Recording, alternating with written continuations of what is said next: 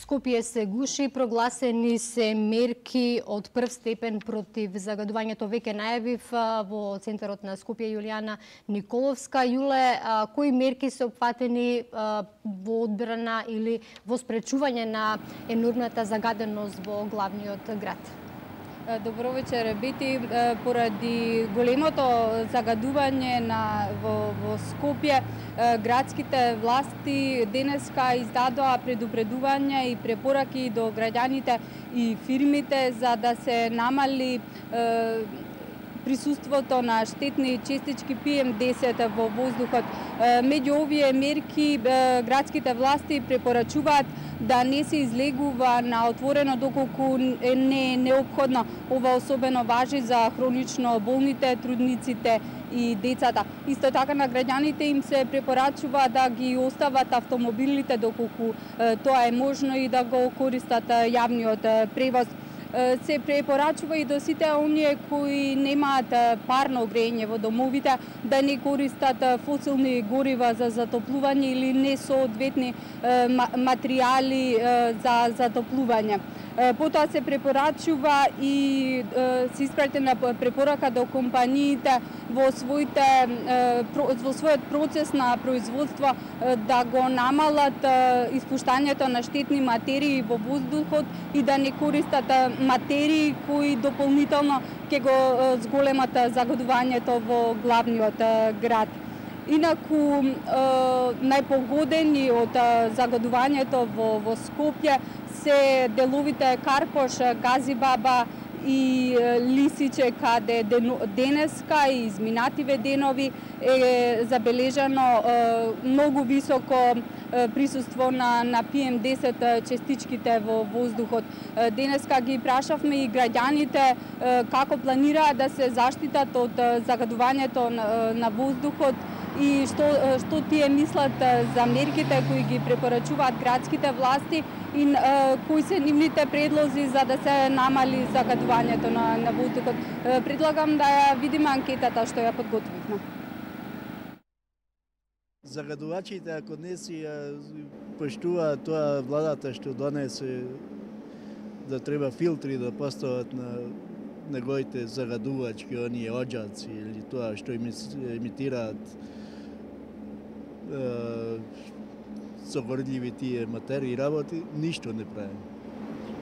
Кажете ми само дали може би повеќе треба да се користи јавниот превоз, гледаме во еден автомобил само шоферот.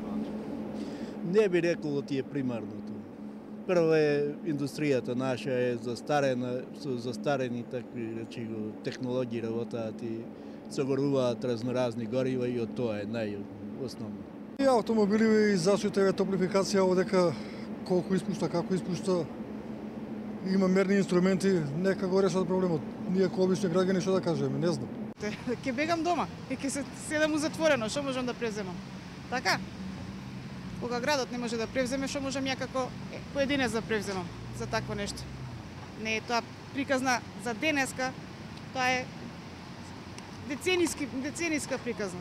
Граѓаните треба, фала Богу, прво возилава многу се за еден се вози, треба да се организираат или на тој правец што идат повеќе души да се или со градскиот превоз, барем малце ние да си олесниме кога веќе никој ништо не превзима. Фабрики немаме толку сега како што беше порано. Многу помалце има. Али зашто така да биде, не знам. Мерки тешко да може да се презема, да ви кажам, ова ситуација. Дека се обраќаат е густ. Луѓето имаат потреба од кола, без разлика дали за на работа, дали приватно.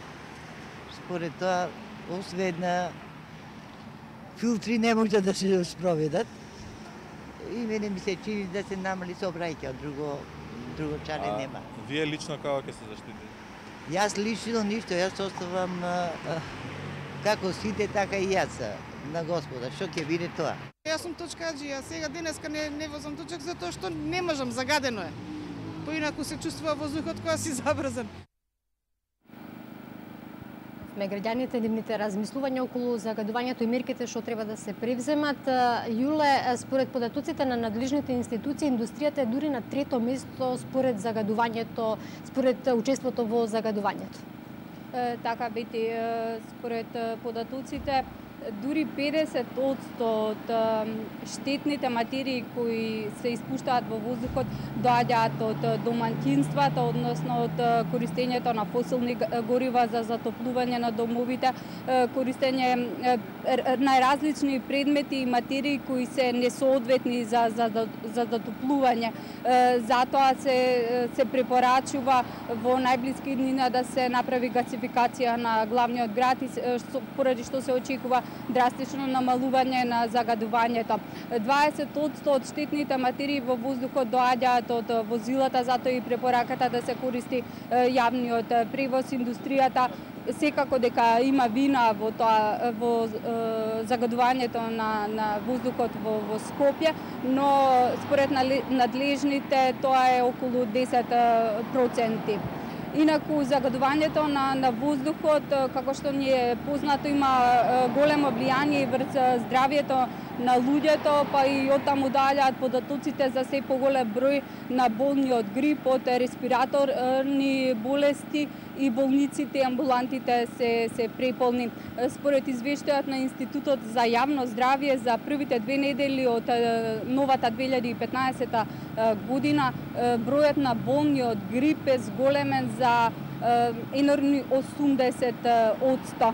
Инаку вкупниот број на болни во сезоната на грип 2014-2015 година изнесува 3009 лица, а само од 1 јануари до 11 јануари оваа година забележани и регистрирани се 599 случаеви на заболени од грип.